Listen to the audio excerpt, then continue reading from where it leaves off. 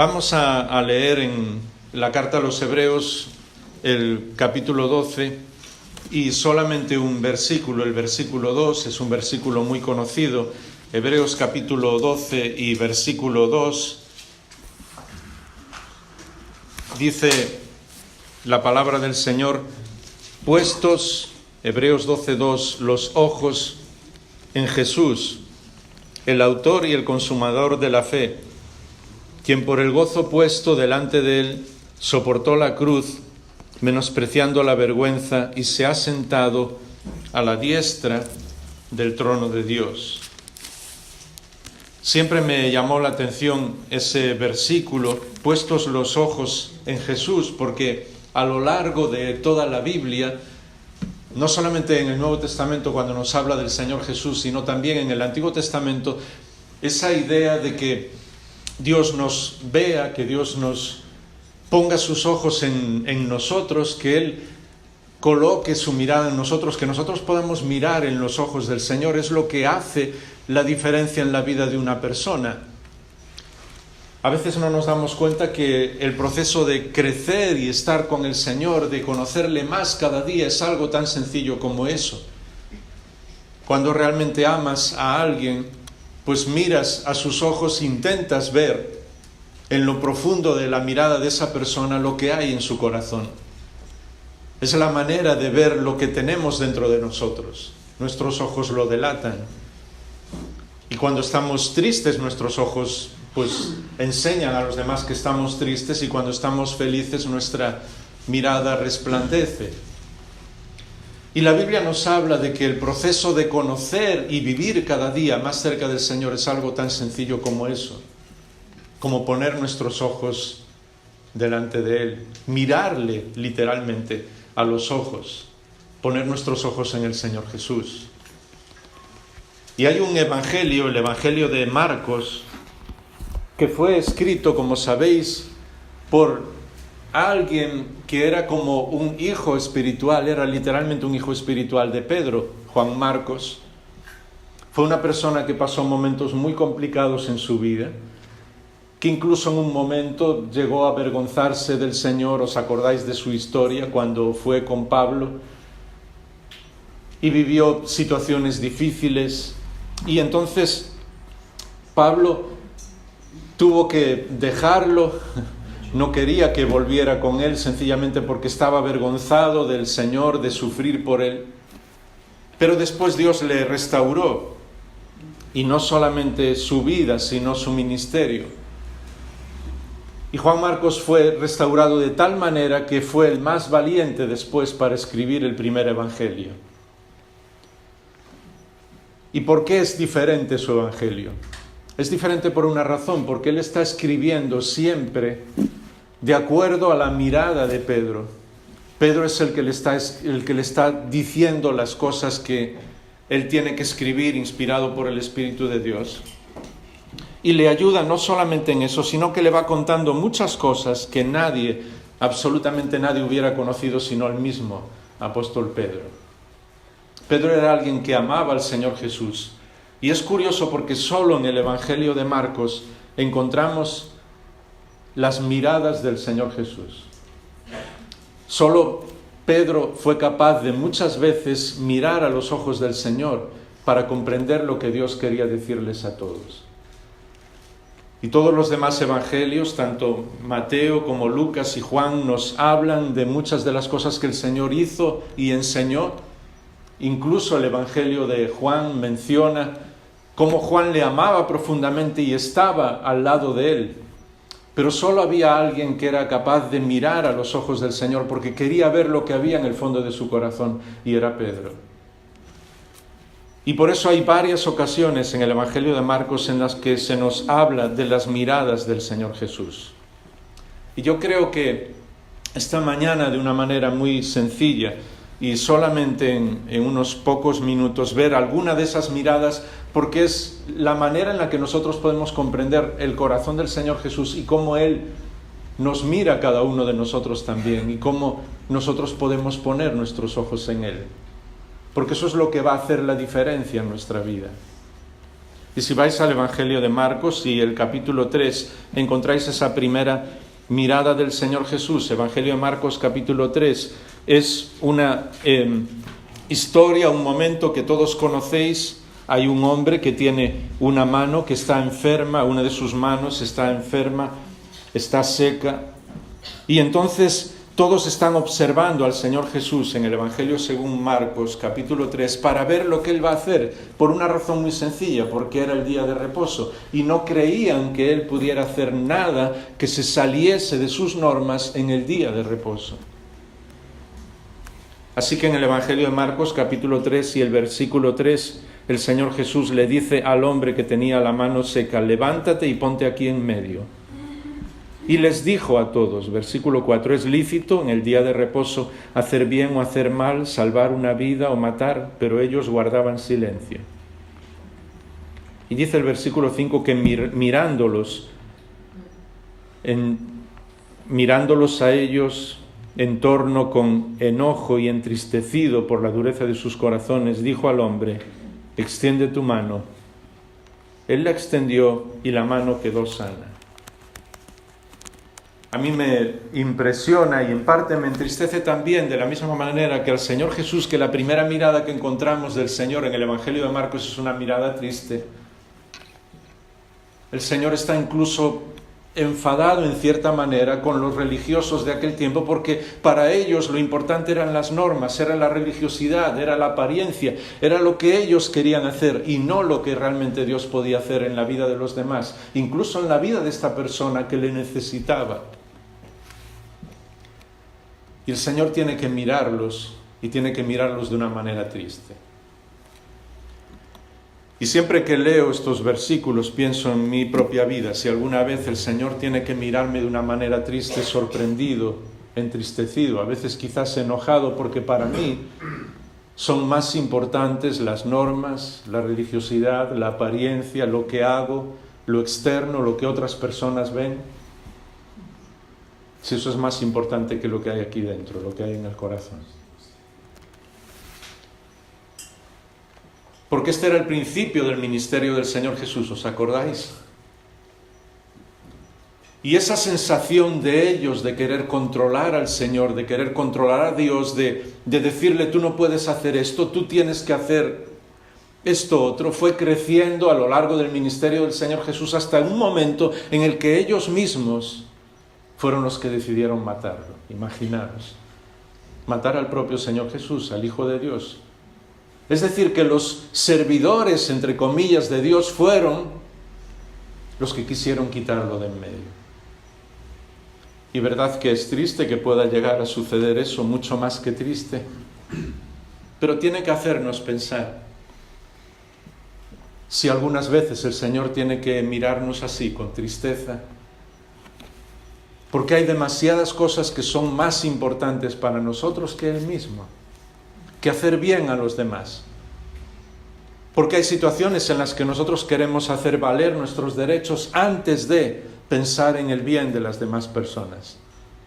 Porque aquel hombre estaba enfermo y el Señor iba a sanarle, pero era el día de reposo, era algo que ellos habían instituido, que no se podía hacer absolutamente nada, porque el Señor había establecido el día de reposo para meditar, para alabar, para estar en la presencia de Dios, para disfrutar con Él y para ayudar a todos los demás, y ellos lo habían olvidado. La religiosidad era más importante. Así que me pregunto si alguna vez el Señor tiene que mirar a mi vida, a mi corazón, y encontrar que quizás haya muchas cosas más importantes que Él mismo, que ayudar a los otros, que hacer el bien, que amar al Señor Jesús. Y quizás estoy pensando más en las cosas que me gustan, en la religiosidad, en la apariencia, en lo que los demás ven, antes que en servir al Señor. Un poco más adelante, en el mismo capítulo 3 y el versículo 34, otra vez Pedro está mirando al Señor en lo que Él está haciendo, y recordáis que esa escena es cuando llegan la madre y los hermanos del Señor Jesús. Dice el versículo 31 de Marcos capítulo 3, que llegaron su madre y sus hermanos y quedándose afuera, mandaron llamarle. ¿Sabes? Ellos no creían que él fuera el Hijo de Dios. Le habían visto durante 30 años y pensaban que era una persona normal, porque hasta que el Señor comenzó su ministerio no hizo nada extraordinario. Dios quería, y esa era no solamente la voluntad de Dios, sino también la explicación, la mejor explicación del reino de Dios, que el Señor Jesús fuera un hombre que todos pudieran ver que realmente su humanidad era perfecta. Él trabajó de carpintero, él se cansó, sudó y muchas veces tenía que trabajar hasta altas horas como cualquiera de nosotros y haciendo un trabajo físico y se cansaba y quizás su familia, sus hermanos decían, pero este es el Hijo de Dios, es uno normal, es como nosotros. No se daban cuenta de lo que era la belleza y la grandeza de que el Señor fuera Dios mismo, pero hecho un hombre normal y corriente. ¿Me entendéis esa frase?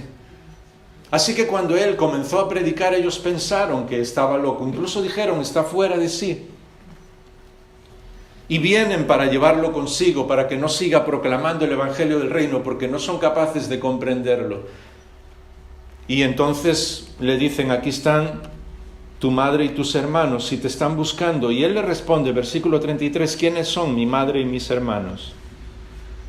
Y dice el versículo 34 que mirando en torno a todos los que estaban sentados con él en aquel lugar, a su alrededor, dijo, ellos son mi madre y mis hermanos.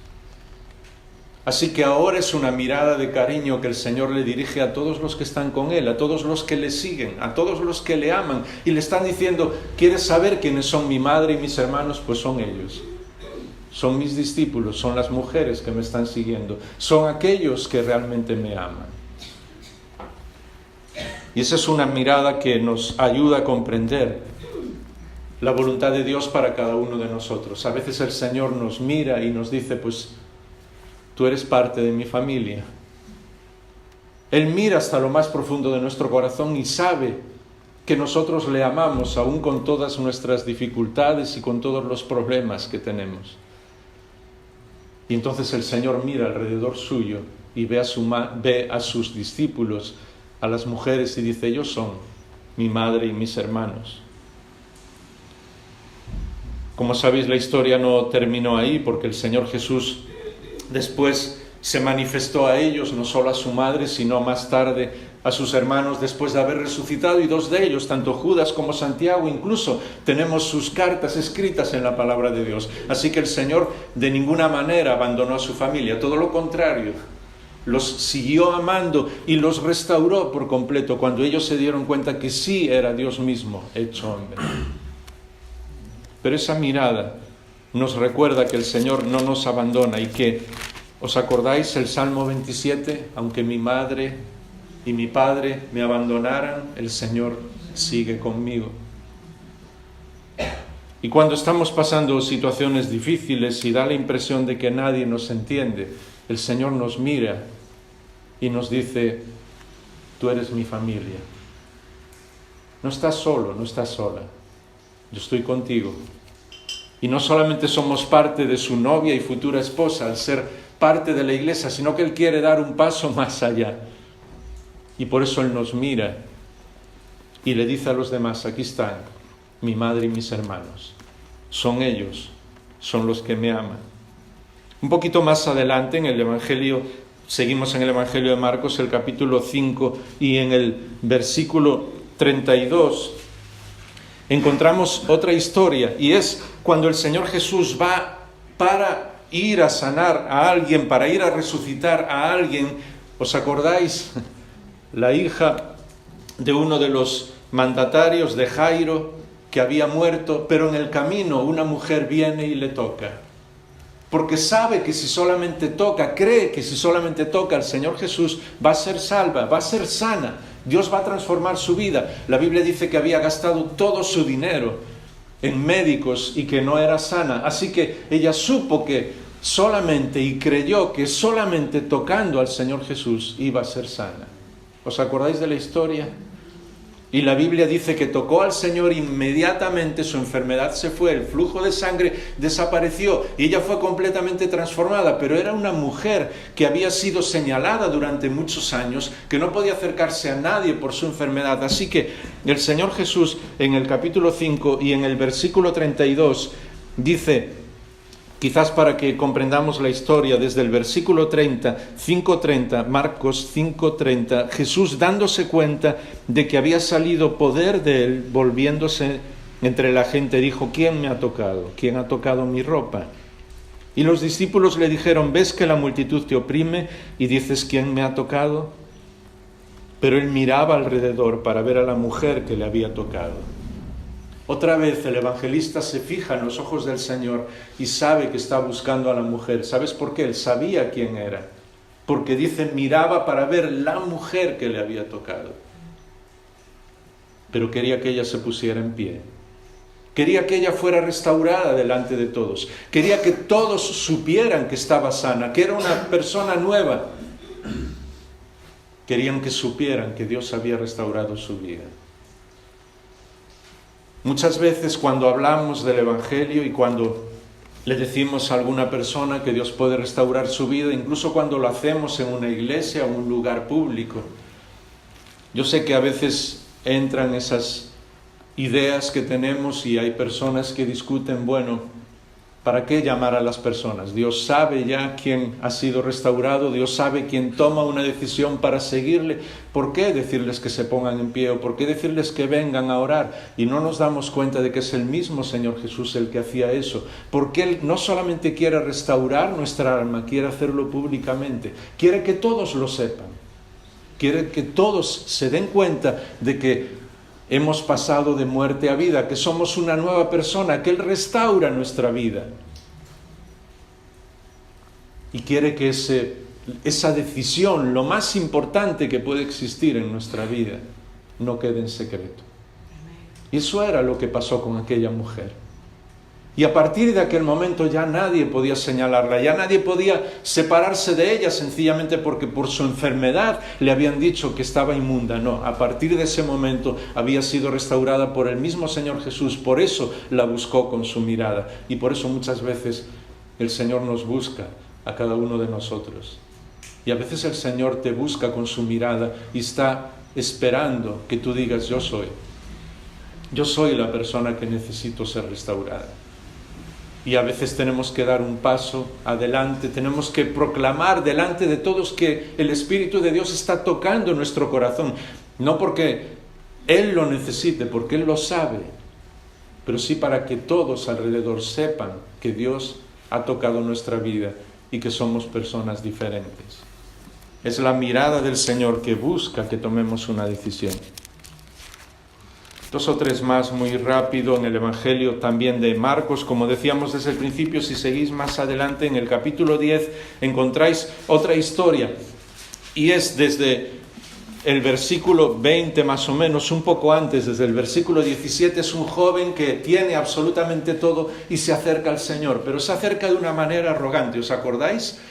Se llama la historia solemos llamar la historia del joven rico. Y este hombre llega delante de la presencia del Señor, es un hombre impecable, realmente así, porque él se cree así, todos los demás alrededor también, y le dice, maestro, ¿qué tengo que hacer para ganar la vida eterna, para heredarla? Está poniendo todo el foco en sí mismo, está diciendo, yo soy una persona buena, así que ¿qué me falta para estar seguro de que tengo la vida eterna? ¿Y os acordáis lo que el Señor Jesús le dijo? Le dijo, bueno, ¿sabes los mandamientos? Y él le dice, sí, los he guardado todos.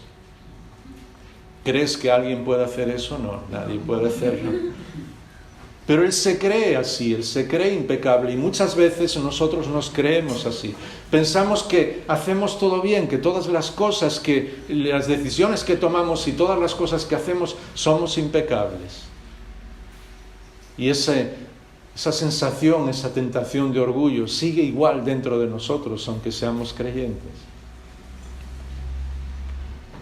Pero la ternura del Señor Jesús es impresionante, porque dice el versículo 21 que cuando Él responde esto, dice, Maestro, yo he guardado todo esto desde mi juventud, como diciendo, yo sé los 10 mandamientos y los he guardado siempre, Señor.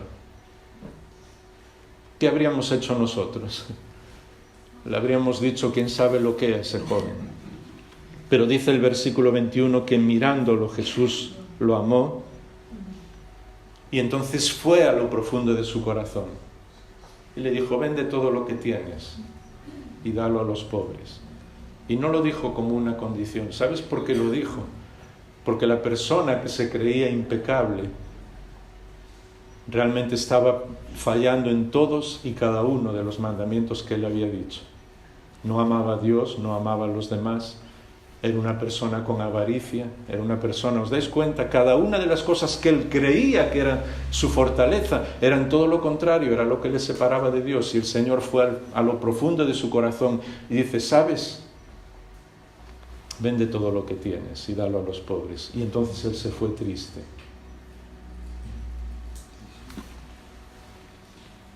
La verdad es que esa frase, cuando dice que el Señor mirándolo lo amó, sigue golpeando, por decir de alguna manera poética, mi corazón vez tras vez. ¿Cuántas veces, cuántas ocasiones el Señor ve a muchas personas? Yo no sé si alguien que está aquí, aún con nuestra tozudez, aún con nuestro orgullo, aún con nuestro creer que somos perfectos, que somos impecables, que hacemos todo bien, y sin embargo Él nos mira y nos ama. Y es capaz de ir a lo profundo de nuestro corazón para restaurar nuestro corazón. Y ahora la respuesta es, ¿qué vamos a hacer? Porque Él dice que se fue triste. Lo que el Señor le está diciendo es, ¿qué es más importante en tu vida? Él escogió su vida y no seguir al Señor Jesús. Y eso también es una lección para nosotros en la vida espiritual. ¿Qué es más importante, las bendiciones de Dios, las cosas que Él nos da, o Dios mismo? ¿Qué es más importante, la vida eterna o el Señor Jesús? Yo sé que es una pregunta imposible, porque estar con el Señor es la vida eterna, pero imagínate que hoy mismo el Señor nos preguntara o nos dijera, sé que es imposible, pero quiero que el Espíritu de Dios llegue a lo profundo de mi corazón y del tuyo. Imagínate que Él dijera, hay dos elecciones. Hay una elección que tienes que hacer, dos situaciones. Amar al Señor Jesús con todo lo que tú eres o tener la vida eterna. ¿Qué escoges? ¿Verdad que se ve de otra manera la historia? Yo le pido a Dios todos los días que sea capaz de escoger amar al Señor Jesús, independientemente de las cosas que puedan venir o de lo que Él pueda darme, ¿me entendéis? O de lo que Él pueda darnos.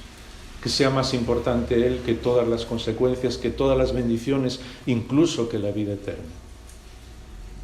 Porque solo alguien capaz de mirarnos con amor como Él lo hace, es alguien capaz de comprendernos y restaurarnos. Y si te fijas solamente un poquito más adelante en la misma historia, cuando los discípulos vieron eso, pensaron, bueno, ¿qué está pasando con nosotros? Dice el versículo 23 que Jesús, mirando alrededor, dijo a sus discípulos, qué difícil es para los que tienen riquezas entrar en el reino de Dios. Y ellos dijeron, Señor, pero entonces es imposible salvarse. Y el versículo 27, ¿os dais cuenta? La clave en esta historia, cómo son las miradas del Señor, es la única vez en muy pocos versículos que habla de 3 miradas del Señor Jesús. Dice el versículo 27 que mirándolos a ellos dijo, para los hombres es imposible, pero no para Dios. Porque para Dios no hay nada imposible. Porque los discípulos comprendieron que no eran solamente los ricos los que no podían entrar en el reino de los cielos. Comprendieron que si se trata de amar al Señor Jesús y se trata de tenerle a Él como la clave, por nosotros mismos es imposible. Pero para Él no. Así que Él sabe lo que hay en lo profundo de nuestro corazón. Él quiere restaurar nuestra vida, sabe nuestras debilidades y nuestras caídas, sabe las tonterías que hacemos y que decimos, y sigue amándonos. Y sigue diciendo, para ti es imposible, ¿sabes? Pero para mí no. y mi salvación no depende de ti, depende de mí. Solo cuando comprendemos eso, entonces recibimos la vida eterna como un regalo. ¿Comprendéis?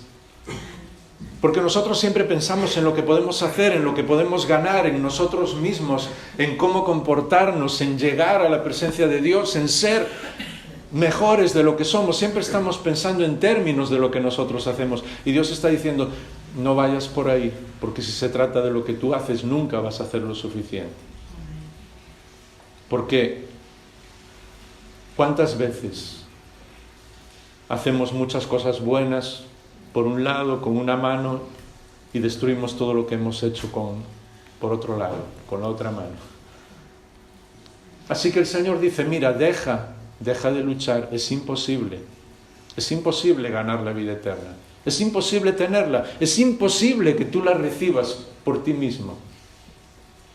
Pero para lo que los hombres es imposible, es posible para Dios. ¿Me amas? Si amas al Señor Jesús, la vida eterna es un regalo. Pero no incluso como un precio del amor, sino porque no podemos vivir sin Él. ¿Veis la diferencia? Porque si aquel joven hubiera dicho, sí Señor, yo lo que quiero es amarte a ti, quiero seguirte a ti, me da igual todo, me da igual las riquezas, me dan igual las bendiciones, me da igual todo. Yo lo que quiero es estar contigo. No tengas ninguna duda de que su vida habría sido transformada. Y eso es una tentación también para la Iglesia. Y enseguida llegamos al final. Porque ¿qué amamos realmente? ¿Las bendiciones que Dios nos da o le amamos a Él? Y a veces incluso nuestra manera de hablar, de actuar, hasta de predicar. ¿Qué hay detrás de todo eso? ¿Qué es lo que nos gusta? ¿Qué es lo que llena nuestro corazón? ¿Las bendiciones que Dios nos da o Él?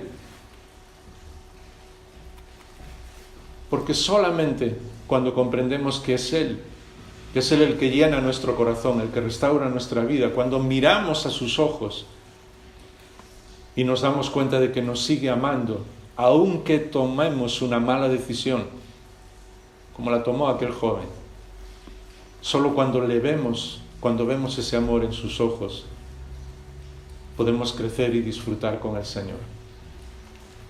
Por eso la pregunta es, ¿qué es más importante para nosotros? ¿Las bendiciones o el Señor Jesús?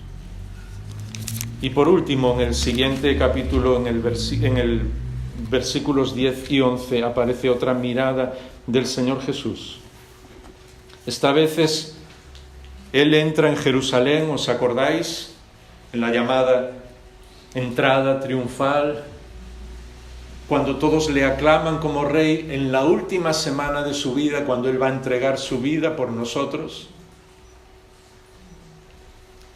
Y dice que cuando ellos estaban cantando y gritando, el versículo 10, glorificándole, bendito el que viene en el nombre del Señor Jesús, bendito el reino de nuestro Padre David que viene, hosana en las alturas. Él entró en Jerusalén, llegó al templo y después de mirar todo a su alrededor, salió para Betania con los 12, donde ya avanzaba la hora. En un pasaje paralelo dice que incluso en ese momento Él comenzó a llorar por la ciudad, por Jerusalén. Era una mirada de salvación. Una mirada para que pudieran transformar absolutamente todo. Para que ese pueblo que estaba diciendo bendito el que viene en el nombre del Señor, y estaban pensando que eso era lo que iba a transformar sus vidas, porque quizás estaban esperando un Mesías que les declarase victoria sobre el Imperio Romano, que arreglara todas las situaciones en su vida, que pudiera poner patas arriba las injusticias que estaban ocurriendo, y no se daban cuenta de que el Mesías venía para entregar su vida por cada uno de ellos, por cada uno de nosotros. Y por eso Él está mirando y buscando a quien salvar, y por eso Él es capaz no solamente de mirarnos, sino incluso de llorar por cada uno de nosotros. ¿Os imagináis los ojos de Dios llorando por cada uno de nosotros? Y eso es algo que a veces a las personas les cuesta comprender. ¿Qué le pedimos al Señor? ¿Qué estamos esperando de Él? Estamos esperando que Él transforme todas las circunstancias a nuestro alrededor, que Él nos ayude en nuestra capacidad económica, que Él transforme el lugar en donde estamos, que Él cambie las circunstancias, que Él haga cosas que demuestren su poder como el Dios de los cielos y de la tierra, que Él ejerza de Mesías como estaban esperando el pueblo judío, ¿me entendéis?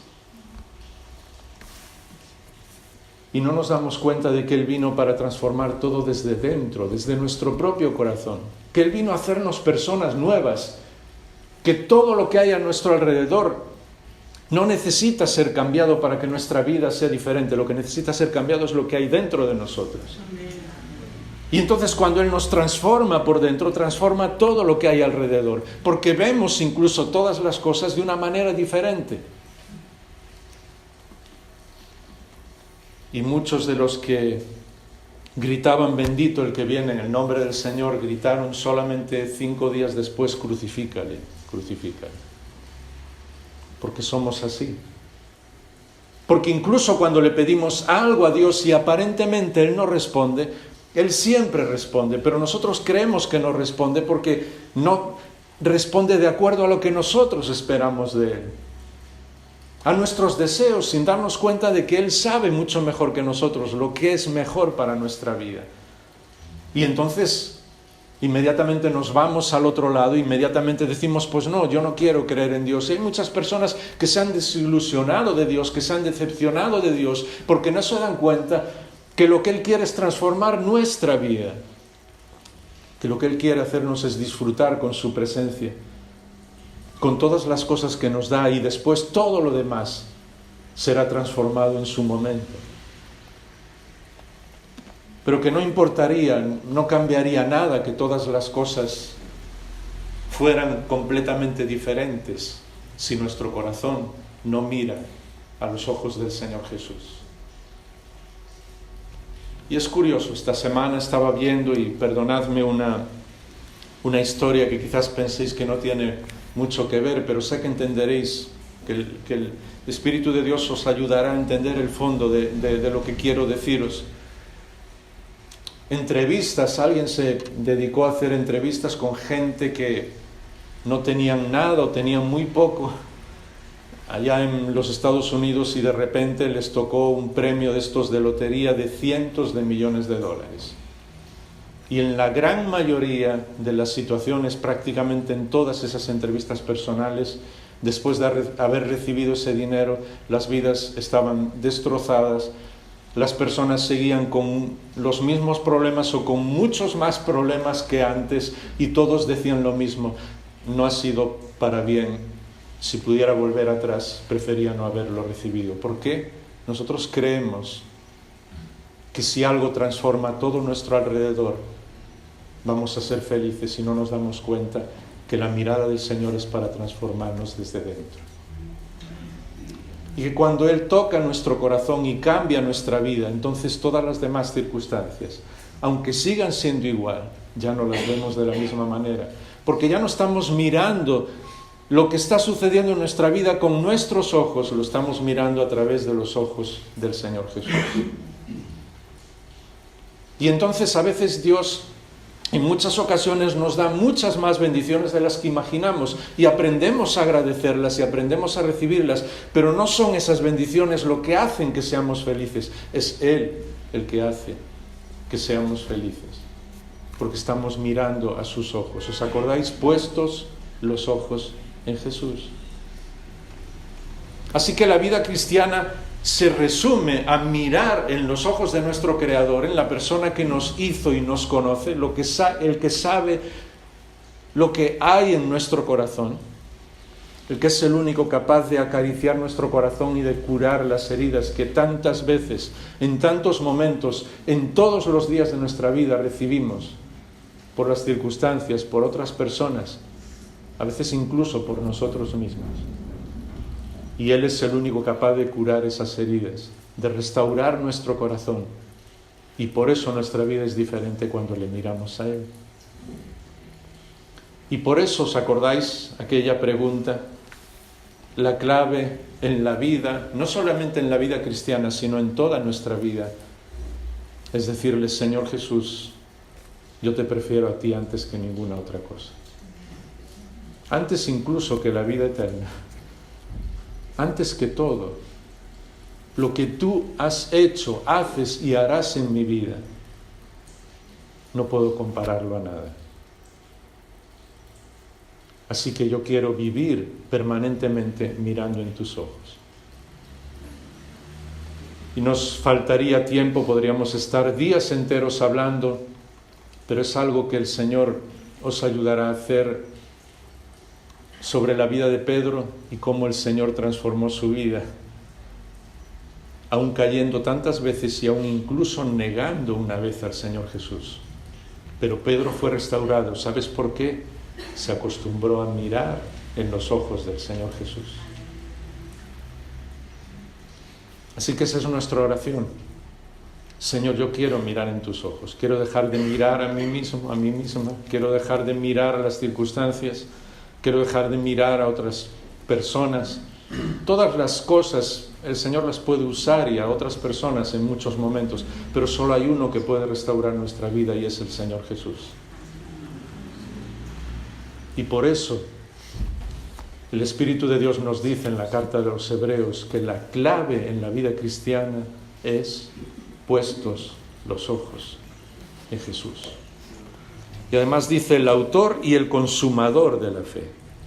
No solamente el que nos salva, sino el que va a seguir trabajando dentro de nuestra vida hasta que termine absolutamente todo. Y como no termina absolutamente todo, que vivimos por toda la eternidad, la vida eterna es un regalo de Él, no habrá fin. Así que Él nunca va a desistir de nosotros, nunca nos va a abandonar, nunca nos va a dejar.